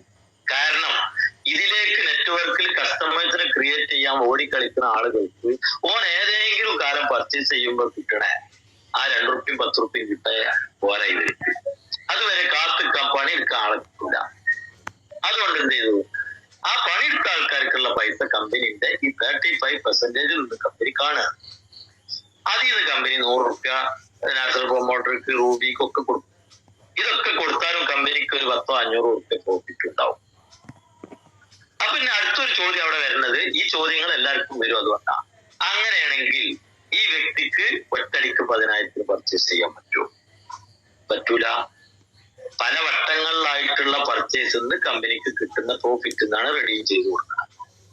അങ്ങനെയാണെങ്കിൽ ഈ 10,000 രൂപ പല വട്ടമായിട്ട് പർച്ചേസ് ചെയ്തിട്ട് മുതലാക്കണം എന്നാണ് ഒരാൾക്ക് ഉള്ള കണ്ടീഷൻ എങ്കിൽ കമ്പനിക്കല്ലേ ലാഭമുള്ളൂ. അയാൾ കൊടുത്ത് 10,000 നായി ജീവൻ പോണ അരി അപ്പാപ്പായിട്ട് ഉണ്ടാക്കാൻ എന്തിനാ അയാളെ പൈസ അവിടെ കൊടുക്കുന്നത്? അപ്പൊ അയാളെ പറ്റിച്ചോ? ഇല്ല. അങ്ങനെ അഡ്വാൻസ് കൺസൈൻമെന്റ് ചെയ്യുന്ന വ്യക്തികൾക്ക് കമ്പനി ഈ 10,000 രൂപക്ക് പർച്ചേസ് മാത്രമല്ല, ആഴ്ചയിൽ കമ്പനിന്റെ ഒരു ബെനിഫിറ്റ് കൊടുക്കും. അത് എന്നാണോ അവർക്ക് തന്ന പൈസന്റെ 3 ഇരട്ടി ആവണം അതുവരെ കൊടുക്കുള്ളൂ. കാരണം എന്തിനുമില്ല ഒരു പരിധി അവിടെ വെച്ച് കട്ടണം. അതിൽ കമ്പനി ഒരു സമയപരിധി ഒന്നും വെച്ചിട്ടില്ല. ഓക്കെ. ഇനി അടുത്ത ചോദ്യം അവിടെ വരുന്നത് എന്താ? ഈ 10,000 രൂപക്ക് ഈ വ്യക്തി ഈ 10,000 രൂപക്ക് കമ്പനി എന്ത് ചെയ്തു? 35% മാർജിൻ എടുത്ത് സ്പോൺസർക്കും മറ്റുള്ളവർക്കും ഒക്കെ കൊടുത്തു കഴിഞ്ഞല്ലോ. പിന്നെ ഇവർക്ക് ആഴ്ചയിൽ കൊടുക്കാൻ എവിടുന്ന ലാഭം? ചോദ്യമാണോ? 10,000 കിട്ടുന്ന 35% മാർജിൻ വെച്ചിട്ടൊരു കളി ഇവിടെ കളിച്ചു നെറ്റ്വർക്കിലേക്ക്. അതിന് ചെറിയൊരു ലാഭം കമ്പിയെടുത്തു. ഇനി കമ്പനി ഇവർക്ക് ആഴ്ചയിൽ ബെനിഫിറ്റ് കൊടുക്കാനുള്ള പ്രോഫിറ്റ് എവിടുന്നാണ്? അതും ഒരു ചോദ്യമാണ്, അതിന് ഉത്തരമുണ്ട്. അതായത് ഒരു കടയിൽ പോയിട്ട് നമ്മളൊരു TV വാങ്ങുമ്പോ ആ TVക്ക് MRP 15,000 റുപ്യാണെങ്കിൽ അത് നമുക്കൊരു 13,000 രൂപക്കൊക്കെ കിട്ടും, അല്ലെ? MRP ഒന്നും ചിലർ വാങ്ങില്ല. ഒരു 4-5 ഒന്നിച്ചെടുത്തൊരു വ്യക്തി ആയതുകൊണ്ട് അയാൾക്ക് 10,000 കിട്ടും. ഓക്കെ. അവിടെയാണ് നമ്മൾ അയച്ച് വ്യത്യാസമാവുന്നത്. അതായത് നമ്മൾക്ക് പ്രോഫിറ്റ് മാർജിൻ മാത്രമേ നമ്മൾ ഉപയോഗിച്ചിട്ടുള്ളൂ. ഈ കസ്റ്റമർ മുതൽ പൈസ ഉണ്ടല്ലോ, അവർക്ക് പ്രൊഡക്റ്റ് പർച്ചേസ് ചെയ്യണ്ടേ, പ്രൊഡക്റ്റ് കൊടുക്കേണ്ടി വരുമല്ലോ. അപ്പോ കമ്പനി എന്താണ് ചെയ്യണേ? ബൾക്കായിട്ട് TV ഒക്കെ ഉണ്ടാക്കുന്ന കമ്പനിന്ന് നേരിട്ട് നമ്മൾ ഇ-കൊമേഴ്സിക്ക് പർച്ചേസ് ചെയ്യും. അങ്ങനെ ഒരുപാട് പ്രൊഡക്റ്റുകളെ ബൾക്കായിട്ട് പർച്ചേസ് ചെയ്യുമ്പോ മറ്റുള്ള കടക്കാർക്ക് 10,000 കിട്ടുന്ന അതേ TV 7,000 നമുക്ക് കിട്ടും, അല്ലെങ്കിൽ 8,000 കിട്ടും. അത് കറക്റ്റ് അല്ലേ? ഈ അധികം കിട്ടുന്ന വരുമാനം കമ്പനിക്ക് ആ അധിക ലാഭം കിട്ടാൻ കാരണമായത് ഇവരും കൂടി ഫണ്ടല്ലേ? ഇവർ അഡ്വാൻസ് കൺസൈൻമെന്റ് ചെയ്തതുകൊണ്ടല്ലേ? ഈ അഡ്വാൻസ് കൺസൈൻമെന്റ് ചെയ്തതിന്റെ പേരിൽ ഇപ്പൊ ഒരു ബെനിഫിറ്റ് വേണ്ട എന്ന് ഉദ്ദേശിച്ച വ്യക്തിക്ക് നേരിട്ട് 5 ലക്ഷത്തിനും 2 ലക്ഷത്തിനൊക്കെ അപ്പൊ തന്നെ വാങ്ങാനുള്ള ഓപ്ഷൻ ഇവിടെ ഉണ്ട്. ഇവിടെ ഈ അഡ്വാൻസ് ഈ ഒരു പ്രോഫിറ്റ് വിചാരിച്ചിട്ട് തന്നെയാണ്. അപ്പൊ അവരുടെ പൈസ നമുക്ക് പർച്ചേസിലേക്ക് യൂസ് ചെയ്യാം. അപ്പൊ ആ അധികം കിട്ടുന്ന ലാഭം കൂളിംഗ് ആയിട്ട് കൊടുക്കും. ഇനി അടുത്ത ചോദ്യം അവിടെ ഉണ്ട്, അങ്ങനെ നിങ്ങൾ പൊട്ടുവരെ TV പർച്ചേസ് ചെയ്താ നമ്മളെ ഇ-കൊമേഴ്സിൽ എന്തൊക്കെ പ്രൊഡക്റ്റ് നിങ്ങൾ ബൾക്ക് പർച്ചേസ് ചെയ്തിട്ടില്ല. ഇത് ഞങ്ങളെ പ്ലാനാണ്. എല്ലാം അന്നേരം നടത്തണമെന്നല്ല. അതിന് ബാക്കെൻഡിൽ കുറെ പണികളുണ്ട്. കുറെ TV കൊണ്ട് കൊടുന്ന് വെച്ചിട്ട് പിന്നെ എലി വയറ് കട്ട് ചെയ്ത് കളഞ്ഞിട്ട് കാര്യമുണ്ട്. അതിന് വിൽപ്പനക്കുള്ള മറ്റുള്ള സാഹചര്യങ്ങൾ സെറ്റ് ചെയ്തുകൊണ്ടിരിക്കുകയാണ് കമ്പനി. അപ്പോ നമുക്ക് ഈ ചെയ്യാനുള്ള ഞങ്ങളതായ പ്ലാൻ ഒക്കെയാണ് നമ്മൾ ഈ പറഞ്ഞത്. പിന്നെ ഇപ്പൊ അവർക്ക് നമ്മൾ കൊടുത്തുകൊണ്ടിരിക്കുന്നത് കമ്പനിന്റെ ടോട്ടൽ പ്രൊജക്ടുകളിലൊക്കെ ആയിട്ടുള്ള പൈസ കമ്പനി ഇപ്പൊ കൊടുത്തു പോരുന്നേ. ഇത് യഥാർത്ഥ ബൾക്ക് പർച്ചേസിലേക്ക് മാറിക്കഴിഞ്ഞാൽ ഇതൊന്നും ആവൂല. പൂളിംഗം ഇവിടെ ഒന്നും നിൽക്കൂല. ഇപ്പൊ തന്നെ നമ്മളെ സൈറ്റിൽ കയറിയിട്ട് കടല ചെറുപയറൊക്കെ അടിച്ചു നോക്കി. ബീഹാർക്കൊക്കെ റേറ്റ് ഉണ്ടാവും. നമ്മളെ നാട്ടിലത്തെ വിലയും ബീഹാർത്തെ വിലയും ഒക്കെ നമുക്ക് കാണാം. കാരണം അവിടെ ഇഷ്ടാനുസരണം കിട്ടുന്ന ഒരുപാട് വസ്തുക്കൾ നമ്മളെ സൈറ്റിൽ വിലക്കുറവുണ്ട്. നമുക്ക് അത് 1 കിലോനായിട്ട് പർച്ചേസ് ചെയ്യാൻ പറ്റൂലെന്നേ ഉള്ളൂ. ജെനുവിൻ കസ്റ്റമൈസ് ആയിട്ട് ബീഹാറിലുള്ള ടീം ബൾക്കായിട്ട് പർച്ചേസ് ചെയ്യാൻ പറ്റുമ്പോ നമ്മളെ ഈ കമ്മ്യൂണിറ്റിക്ക് ബൾക്കായിട്ട് എടുക്കാൻ എന്താ പ്രയാസം? ഇവിടുന്ന് വിലക്കുറവുള്ളത് അങ്ങോട്ട് കൊടുക്കാനും അവിടെ വിലക്കുറവുള്ളത് ഇങ്ങോട്ട് കൊണ്ടുവരാനും ഈ ഒരു കമ്മ്യൂണിറ്റിക്ക് വിലക്കുറവില് സാധനങ്ങൾ കൊടുക്കാനും കമ്പനിക്ക് പറ്റും. അതിനാണ് ആ കടലക്കും ചെറുപയറിനൊക്കെ അത്രയും പ്രൈസ് കുറഞ്ഞിട്ടുണ്ട് നമുക്ക് ബോധ്യമാവാൻ അവിടെ ഉണ്ട്. ഓക്കെ, അപ്പോ ആ ഒരു സംഗതി. അപ്പൊ ഇനി വേറെ പല ആൾക്കാർക്കും ചോദിക്കാം, നിങ്ങളെ 10,000ന്റെ പ്ലാനിൽ ഇങ്ങനൊന്നും ഇതുവരെ പറഞ്ഞിട്ടില്ലല്ലോ. ഇല്ല, പറഞ്ഞിട്ടില്ല. ഞങ്ങളെ പ്ലാൻ അന്നും ഇന്നും ഒന്നേനെ.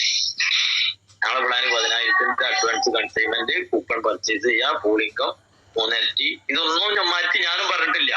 ഇതെങ്ങനെ വർക്ക് ചെയ്യുന്നു എന്നാ പറഞ്ഞത്. അത് ഇത്ര കാലം ഞങ്ങൾക്ക് പറയേണ്ട ആവശ്യമില്ല. കാരണം ഓരോ കമ്പനിക്കും ആ കമ്പനിൻ്റെതായ ബിസിനസ് ട്രിക്കുകളുണ്ട്. ഞങ്ങൾ ട്രിക്ക് എല്ലാവർക്കും പഠിപ്പിക്കേണ്ട ആവശ്യമില്ല. പക്ഷെ ഇപ്പൊ നമ്മളെ ഈ 10,000 എന്താ ചെയ്യുന്നതെന്നുള്ള ചോദ്യങ്ങൾ കൂടുതൽ വന്നപ്പോ അവർക്കും മനസ്സിലാവാൻ വേണ്ടിയിട്ട് നമ്മളെ വിഷയത്തെ പറയണേ. ഏകദേശം നമ്മൾ ആ ഒരു ഇതിൽ വർക്ക് ചെയ്യുന്ന രൂപം ഒരാൾക്ക് പറഞ്ഞു കൊടുക്കാൻ പറ്റുന്ന ഒരു രീതിയിൽ മനസ്സിലായിട്ടുണ്ടാവും എന്ന് ഞാൻ കരുതുന്നു. ഓക്കെ ആണോ? ഓക്കെ. പിന്നെ ഈ ഇവര് വിഷയങ്ങള് എന്തൊക്കെയാണെന്ന് വെച്ചാല് കേസിന്റെ വിഷയങ്ങളാണ്. കേസ് നമുക്ക് GST-യുമായി ബന്ധപ്പെട്ടാണ് നമ്മളെ ആദ്യത്തെ വിഷയം വന്നത്. ഓഫീസിൽ നമ്മള് 5% GST കൃത്യമായിട്ട് അടച്ചുകൊണ്ട് പോകുന്ന ഒരു കമ്പനിയാണ് ഐറിച്ച് ഓൺലൈൻ ഷോപ്പിൽ. ആരെയും GST അടക്കാതെ പറ്റിക്കുക, GST അടക്കാതെ വെട്ടിപ്പ് നടത്തി ചെയ്തിട്ടില്ല. പക്ഷെ ഇവിടെയാണ് ഐറിച്ചിന്റെ ഈ കൺസെപ്റ്റ് ഈ ഇന്ത്യയിൽ ആദ്യമായിട്ടുള്ള ഒരു കൺസെപ്റ്റ് ആയതുകൊണ്ട് തന്നെ ഇതിനെച്ചിട്ടൊരു നിയമമൊന്നും ആരെടുത്തില്ല. ഒരു ആയുർവേദ കട ഇവിടെ ഉണ്ടെങ്കിൽ മറ്റു ആയുർവേദ കടയിൽ എങ്ങനെയൊക്കെയാണ് മരുന്ന് വെക്കേണ്ടതെന്നുള്ള സിസ്റ്റം നമ്മുടെ നാട്ടിലില്ലേ. പക്ഷെ ഒരു മൾട്ടി വെണ്ടർ ഷോപ്പില് ഈ രീതിയിലാണ് GST അടക്കണം. അപ്പൊ അതേമാതിരി നിങ്ങൾ അടക്കണം എന്ന് പറയാൻ ഇവിടെ വേറൊരു വേണ്ടേ? അപ്പോ അത് കഴിഞ്ഞിട്ട് നമുക്കായിട്ട് പുതിയ നിയമങ്ങൾ സൃഷ്ടിക്കണം, ഉണ്ടാക്കി തരും. അല്ലെങ്കിൽ അത് എങ്ങനെ മുന്നോട്ട് കൊണ്ടുപോകേണ്ടത് എന്നുള്ളതിന്റെ രൂപമൊക്കെ ഗവൺമെന്റും അതിന്റെ ഉത്തരവാദിത്തപ്പെട്ടവർ നമുക്ക് പഠിപ്പിച്ചു തരും. അപ്പോ അതിനെ നല്ല രീതിയിൽ കൊണ്ടുപോകാം. അവിടെ എന്തായ കൺഫ്യൂഷൻ എന്താണ്? 10,000 രൂപയുടെ അഡ്വാൻസ് കൺസൈൻമെന്റിൽ വൗച്ചർ കൊടുത്ത ഒരു വ്യക്തി 500 രൂപക്ക് പർച്ചേസ് ചെയ്തിട്ടുണ്ടെങ്കിൽ ആ പർച്ചേസ് ചെയ്തതിന്റെ എമൗണ്ട് GST കമ്പനി അടച്ചിട്ടുണ്ട്. GST ഓഫീസേഴ്സ് പറഞ്ഞത് 10,000 രൂപക്ക് നിങ്ങൾ GST അടക്കണം. ഇത് രണ്ടും കൺഫ്യൂഷൻ അല്ലേ? അതിനെ GST വെട്ടിച്ചൂന്നോ തട്ടിച്ചൂന്നോ ആവോ? കമ്പനിക്ക് പറയാനുള്ളത് എന്താണ്? ആ വ്യക്തി പർച്ചേസ് ചെയ്യാൻ പോകുന്നത് 3% പഞ്ചാരയാണോ 18% TV ആണോ എന്ന് ഇപ്പൊ ഇവിടെ നമുക്ക് അറിയില്ലല്ലോ. അപ്പോ അവരത് പർച്ചേസ് ചെയ്യുമ്പോ ചെയ്യുന്നതിന് അടച്ചു പോരുന്നുണ്ട്. പക്ഷെ ഇവര് പറഞ്ഞത് 10,000 രൂപക്ക് നിങ്ങൾ വൗച്ചർ വിറ്റില്ലേ, 10,000 രൂപ അക്കൗണ്ടിലേക്ക് വന്നില്ലേ. ഈ രണ്ട് പ്രശ്നങ്ങളേ ഉള്ളൂ. ആ പ്രശ്നങ്ങൾ പരിഹരിക്കാൻ ഒരു പണിയില്ല. കാരണം നിയമം ആർക്കുള്ളതാണ്? നമുക്കുള്ളതാണ്. അപ്പൊ ആ നിയമത്തിൽ അതിന്റെ കാര്യങ്ങൾ ചെയ്യാം. അപ്പൊ തന്നെ വേണമെങ്കിൽ അടക്കാനും തയ്യാറായി, ടൈമൊക്കെ തന്നു. ഈ കാര്യങ്ങൾ ആ രീതിയിൽ കമ്പനി ക്ലിയർ ചെയ്ത. പിന്നെ ബെഡ്സ് ആക്ടിന്റെ വിഷയമാണ്. ഒരാൾ കൊടുത്ത ഒരു പരാതി അത് കോടതിയിൽ ഉണ്ട്. അതുകൊണ്ട് ആ ബെഡ്സ് ആക്ടിൽ പെട്ടു, നമ്മളെ ഫ്രീസ് ചെയ്തു അല്ലേ. പക്ഷെ നമ്മൾ ബെഡ്സ് ആക്ടിലല്ലാന്ന് നമുക്ക് പൂർണ്ണമായിട്ട് ബോധ്യമുള്ളിടത്തോളം കാലം എന്തിനാണ് നമ്മൾ ആ പേടി പേടിക്കുന്നത്? ഞാന് ഒരു മൊബൈലാണ് കണ്ടിട്ടുള്ളത്. പക്ഷെ എനിക്കെതിരെ കേസ് കൊടുത്തിരിക്കുന്ന പെൺവാണിഭത്തിനാണ്. എനിക്ക് ടെൻഷൻ ആ പെണ്ണിന്റെ അടുത്തേക്ക് വന്നതോ എന്റെ കൂടെ പോന്നതോ ആർക്കും തെളിയിച്ചാൻ പറ്റൂല എന്ന് എനിക്ക് ഉറപ്പല്ലേ. പക്ഷെ മൊബൈൽ കട്ടത് ചോദിച്ച പ്രശ്നം അല്ലെ. അപ്പോ നമ്മൾ ചെയ്യാത്ത തെറ്റ് നമ്മളെ ഒരാള് ചൂണ്ടിക്കാണിച്ചിട്ട് പരാതി കൊടുത്തിട്ടുണ്ടെങ്കിൽ നമ്മളെന്തിനും ടെൻഷൻ ആവണം? നമ്മളായിട്ട് അങ്ങനത്തെ പാട്ടില്ല. ഓക്കെ. പിന്നെ കോടതിന്ന് ഇപ്പൊ നമുക്ക് അനുകൂലമായിട്ടുള്ള വിധി വന്നു. അപ്പൊ അതിന് ഇവർ പറഞ്ഞത് എന്താണ്? 10 ദിവസത്തേക്ക് ശ്രീന മേഡം കരഞ്ഞപ്പോ ഈ ക്രിസ്തുമസ് കഴിച്ചാൻ വേണ്ടിയിട്ട് നിത്യോപയോഗത്തിന് ദൈനംദിന ചെലവിന് വേണ്ടിയിട്ട് കൊടുത്തതാണ്. ബഹുമാനപ്പെട്ട കോടതി ഒരു വലിയ ഉത്തരവാദിത്വം, ഒരുപാട് ജനങ്ങളെ ഒരു പ്രശ്നം കോടതിയിലെത്തിച്ച് കോടതി അതിന് ഒരു സൊല്യൂഷൻ പറഞ്ഞു, താൽക്കാലിക സ്റ്റേ നമുക്ക് തന്നു. അതെന്തിന്?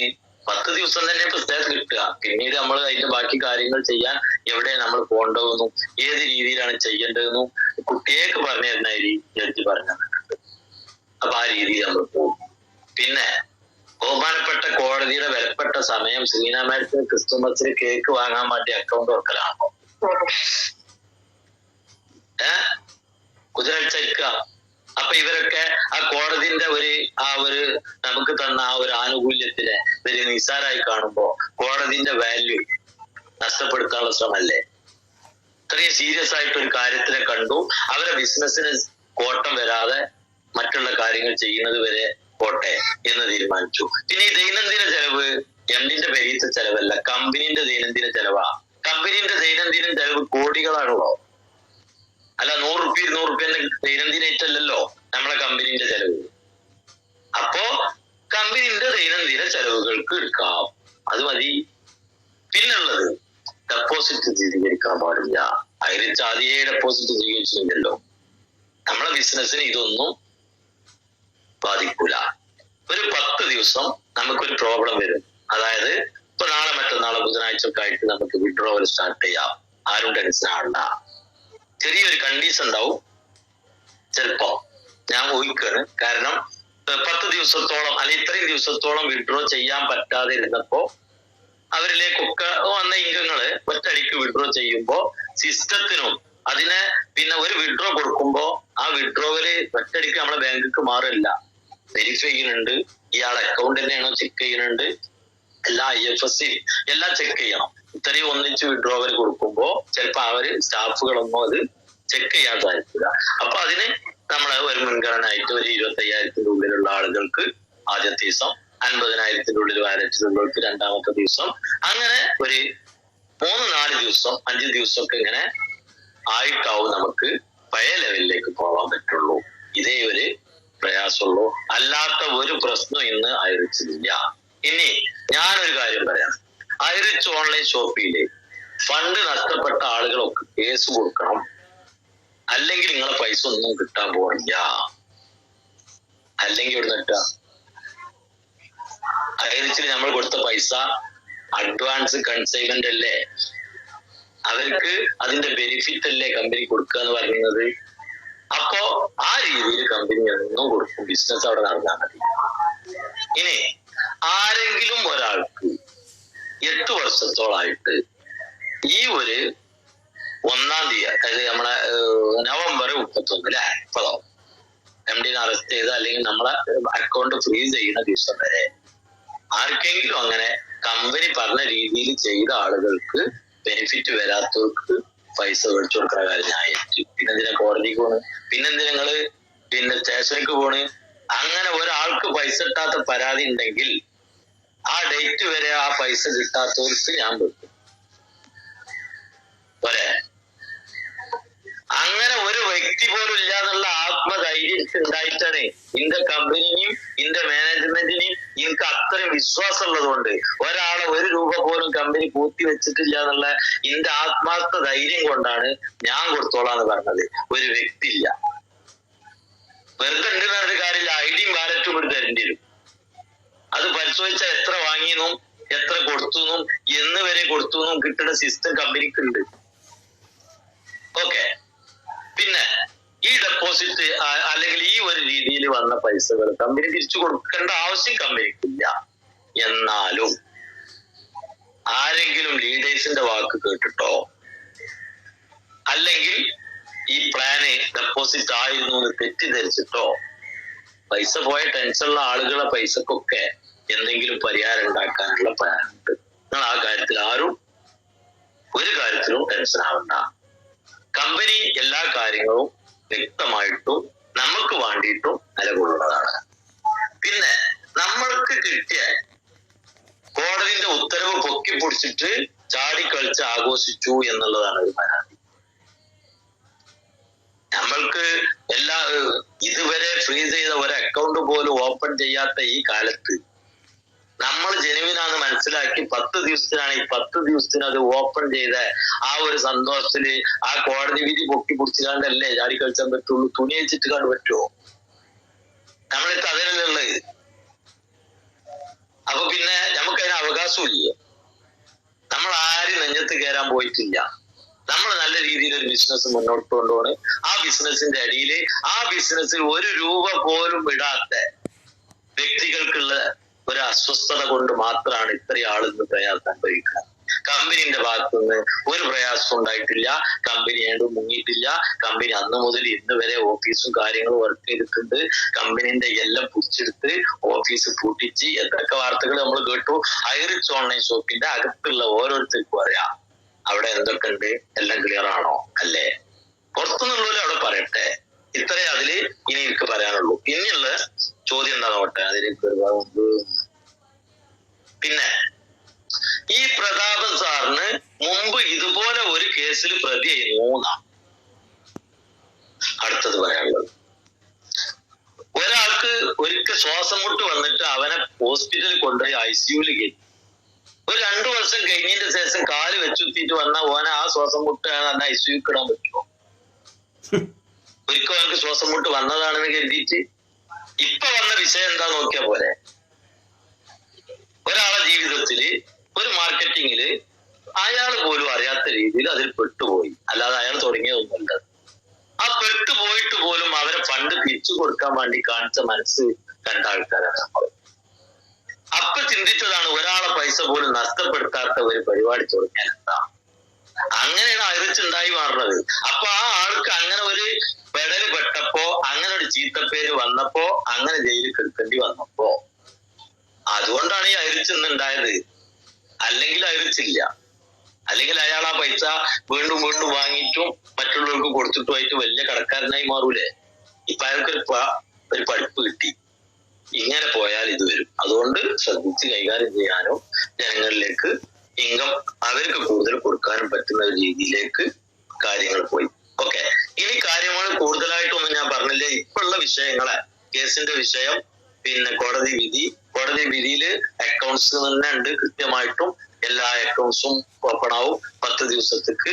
ആ 10 ദിവസം ആവുമ്പോത്തിന് അതിന്റെ ബാക്കി കാര്യങ്ങൾ ഈ കോടതി നമ്മൾ വിചാരിച്ച മാതിരി ഇന്ന് ചെന്നിക്കാണ്ട് ആരെങ്കിലും ഒരു കംപ്ലൈന്റ് ആണ് കൊടുക്കുമ്പോ മറ്റന്നാൾ തീരുമാനാക്കിയിട്ട് വിടുന്ന പരിപാടി ഒന്നും കോടതിക്കില്ല. കോടതി ഇത് പഠിക്കണം. കാരണം ചെറിയ പരിപാടിയല്ല. കോടതി നമ്മളോട് പറയോ, നിങ്ങളൊരു കാര്യം ചെയ്യും, നിങ്ങൾ എല്ലാ അക്കൗണ്ടും ഓൺ ആക്കി കളി, നിങ്ങൾ എങ്ങനെയൊക്കെ നടത്തിയെന്ന് വെച്ചാൽ അതേമാതിരി തുറക്കൂടി, ഞങ്ങൾക്ക് ഇപ്പൊ വേറെ പരിപാടി ഉണ്ട് എന്ന് പറയാൻ പറ്റുമോ കോടതിക്ക്? കോടതി അവിടെ താൽക്കാലികം 10 ദിവസം അനുവദിച്ചു. ഇതിന് താഴെ ഇന്ന ടീമിന്റെ അടുത്ത് പോയി നമ്മൾ സാധാരണ പേടിക്കേണ്ട അവിടെ ഹൈക്കോടതി എന്ന് പറയുകയാണെങ്കിൽ ഞങ്ങൾക്ക് കൈകാര്യം ചെയ്യാൻ പറ്റൂല, ഇത് നിങ്ങൾ സുപ്രീം കോടതിക്കൊക്കെ പോകണം എന്ന് പറഞ്ഞിട്ട് ഒഴിവാക്കുമ്പോ ടെൻഷൻ ആവണം. ഇത് ഹൈക്കോടതി എന്ന് പറയുകയാണെങ്കിൽ ഇവിടെ കേട്ടാൽ മാത്രമുള്ള വിഷയമില്ലല്ലോ. നിങ്ങൾ താഴെ തന്നെ അതിന്റെ കൈകാര്യം ചെയ്യാൻ പറ്റിയ ആളുകളുണ്ട്, അവരെ പറഞ്ഞു ബോധിപ്പിക്കും എന്ന് പറഞ്ഞിരിക്കുകയാണ്. ഇതന്നല്ലേ കോടതിക്ക് ചെയ്യാനുള്ളത്. ഒറ്റടിക്ക് കൂടി തുറന്നോടി പോയിക്കൊണ്ട് തരാൻ പറ്റുമോ? പിന്നെ കലക്ടർ എന്തിനു ഫ്രീസ് ചെയ്ത് ഇങ്ങനെ ഒരു കേസിൽ പെട്ട് നിൽക്കുമ്പോ ആ ആള് ജാമ്യത്തിൽ ഇറങ്ങുമ്പോ ഈ ഫണ്ടൊക്കെ ഇട്ടെടുക്കെങ്കിലും ഒക്കെ പോയാൽ ഇവർക്ക് ഗവൺമെന്റിനോട് ചോദ്യം വരില്ല. നിങ്ങളെ കൈ കിട്ടിയ ആളെ വിട്ടില്ലേ, അല്ലെങ്കിൽ കിട്ടിയ പൈസ നിങ്ങൾ കളഞ്ഞില്ലേ എന്നൊക്കെ പറയില്ലേ. അപ്പൊ അവർക്ക് അതിന്റെ ഒരു സേഫ്റ്റി അവർ നോക്കി. നമുക്ക് അറിയാം പ്രതാപൻ സാർ മുങ്ങൂല, അതേമാതിരി ഇപ്പൊ അവർക്കറിയില്ലോ. അതുകൊണ്ട് അതിന്റെ ആ സൂക്ഷ്മതയ്ക്ക് വേണ്ടി ഇങ്ങനെയൊക്കെയുള്ള കാര്യങ്ങൾ ചെയ്തു. ഇനി ഞാൻ കൂടുതലൊന്നും സംസാരിക്കണില്ല. പിന്നെ ഐറിച്ച് ഓൺലൈൻ ഷോപ്പിൽ മെമ്പർ ആയിട്ടുള്ള പല ആൾക്കാർക്കും വരുമാനം കിട്ടിക്കൊള്ളുന്നില്ല. കാരണം എന്താ, 800 റുപ്യന്റെ സാധനം വാങ്ങിയ വെച്ചവരൊക്കെ എനിക്ക് ഇൻകം വന്നിട്ടില്ല എന്ന് പറഞ്ഞ് പരാതി പറഞ്ഞിട്ട് കാര്യമില്ല. അവർക്ക് ഓരോ വർക്കുകൾ ഉണ്ടായിരുന്നു. ഒരു 4 ആളോടെങ്കിലും അത് പറയേണ്ടതായിരുന്നു. അവരൊക്കെ ഒന്ന് പർച്ചേസ് ചെയ്യേണ്ടതായിരുന്നു. അപ്പോഴേ വരുമാനം ഉണ്ടാവുള്ളൂ. അങ്ങനെ ആരും തെറ്റിദ്ധരിച്ചിട്ടുണ്ടെങ്കിൽ അവരോട് ഞാൻ മാപ്പ് വരാം. കാരണം അവർക്കത് അറിയില്ല. കായിക്കാരെന്ന് ആരെങ്കിലും പറഞ്ഞിട്ടൊക്കെ വന്നിട്ടുണ്ടെങ്കിൽ അവർക്ക് ഇനിയും ചാൻസ് ഉണ്ട്. ID കയ്യിലുണ്ടെങ്കിൽ വർക്ക് ചെയ്യാം. എല്ലാവർക്കും ബെനിഫിറ്റ് കിട്ടുന്ന ഈ മേഖലയാണ്. അപ്പോ ആരും ആരെ പൈസ ഇല്ല. പ്രത്യേകിച്ച് ഒരു കാര്യം ഞാൻ പറയാം, പല ആൾക്കാരും പല രീതിയിൽ നിങ്ങൾ കേസ് കൊടുത്തോടി. ആദ്യം കേസ് കൊടുക്കുന്നവർക്ക് പൈസ കിട്ടുള്ളൂ, പിന്നീട് അവരും കൂടി ഇതിൽ കണ്ണിയാക്കപ്പെടും എന്നുള്ള രീതിയിലൊക്കെയാണ് ആളുകൾ പറഞ്ഞത്. കേസ് കൊടുത്താൽ ഇന്റെ പൈസ കിട്ടുമെന്ന് അനക്ക് ഉറപ്പ് തരാൻ പറ്റുമോ എന്ന് ആദ്യം ഓനോട് ഇരിക്കണം. 10 ആളെ കേസ് ചെന്നാൽ കോടതിക്ക് എന്താ നോക്കാനുള്ളത്? ഇവരെ രേഖ ശരിയാണോന്നല്ല. ജനങ്ങൾക്ക് ഇത്രയും പരാതി ഉണ്ടെങ്കിൽ തൽക്കാലം ഞങ്ങൾ തുറക്കണ്ടാറ്. ഞമ്മൾക്കും കിട്ടൂല, ഓരതും കിട്ടൂല, ആരും കിട്ടാത്ത രീതിക്ക് പോകുന്നുണ്ടെങ്കിൽ ഒരു സംശയമില്ല. അപ്പോ അങ്ങനെ പെടുത്താനാണ് ഈ കേസ് കൊടുപ്പിച്ചാൻ വേണ്ടിയിട്ടുള്ള ആൾക്കാരെ ടെൻഷൻ. അപ്പോ കേസ് കൊടുത്താൽ എല്ലാ പൈസ കിട്ടുക, കേസ് കൊടുക്കാതെ കമ്പനിക്ക് മുന്നോട്ട് പോകാനുള്ള അവസരം നമ്മൾ ഉണ്ടാക്കി കൊടുക്കുക. നമ്മളെ കമ്പനി ചിലപ്പം ഇതൊക്കെ ഒരു നിയമപരമായ വിഷയമല്ലേ. കമ്പനിന്റെ പുതിയ അപ്ഡേഷൻ എന്നെ പരിചയപ്പെടുത്തിയ പറഞ്ഞ പുതിയ അപ്ഡേഷൻ ഇത് കോടതിക്ക് എടുക്കുന്ന കാര്യമാണ്. നമ്മളെ കമ്പനിക്ക് ഒരു അപ്ഡേഷൻ തരാനില്ല. എന്തായാലും നമുക്ക് നമുക്ക് നമ്മളെ കാര്യങ്ങൾ ക്ലിയർ ആണ്. ഒരാളും ഒരു കാര്യത്തിലും ടെൻഷൻ ആവണ്ട. ഇത് മാത്രമേ എനിക്ക് പറയാനുള്ളൂ. ഇത്രയും കോൺഫിഡന്റില് ഞാൻ ആദ്യം സംസാരിച്ചിട്ടില്ല. എനിക്കിപ്പോ ഐറിച്ചില് വർക്ക് ചെയ്യാനും ഐറിച്ചിന് നാലാളടിയിൽ പറയാനും എനിക്ക് കൂടുതൽ ധൈര്യം ഉണ്ടായിരിക്കുന്നത്. ആ ധൈര്യം നിങ്ങൾക്കും ഉണ്ടാവട്ടെ എന്ന് ആശംസിച്ചുകൊള്ളുന്നു. Okay, thank you. Okay, thank you. By.